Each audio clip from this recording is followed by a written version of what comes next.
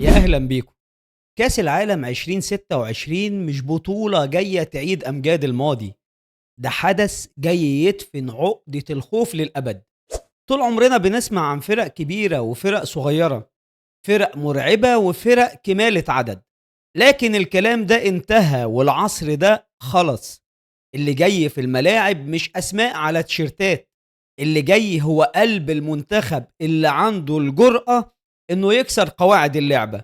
شوفوا اللي عملوه الوحوش في الملاعب الأخيرة، المغرب وكوت ديفوار كاب فيردي ومصر. دول ما دخلوش الماتشات عشان يخطفوا تعادل أو يأمنوا دفاعهم، دول دخلوا يفرضوا كلمتهم، واجهوا عمالقة اللعبة، صدموهم وأجبروهم يدافعوا عن تاريخهم قدامهم.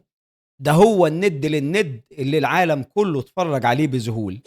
في 2026 القانون اتكتب خلاص، يا إما هتنزل تهاجم، تضغط وتلعب بجرأة تفرض بيها وجودك، يا إما خليك في البيت أحسن. المدافع الجبان اللي بيتسمر في منطقة جزائه عشان يخسر بأقل نتيجة هو خسران قبل ما الماتش يبدأ، ومحدش هيذكره ولا التاريخ هيحفظ له مكان. أما اللي بيهاجم، اللي بيلعب جيم مفتوح، اللي بيخاطر بكل ذرة في جسمه عشان يحقق الفوز حتى لو خسر، بيخسر وهو شامخ، بيخسر وهو سارق احترام المنافس قبل المشجع، بيخسر وهو عارف انه ساب علامة ما تتنسيش.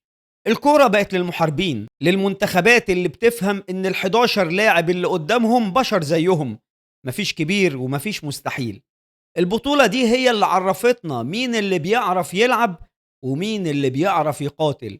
الشجعان هم اللي كتبوا تاريخ جديد في كأس العالم 2026. يمكن خسروا وودعوا البطولة، بس أذهلوا العالم وكسبوا احترام الجميع.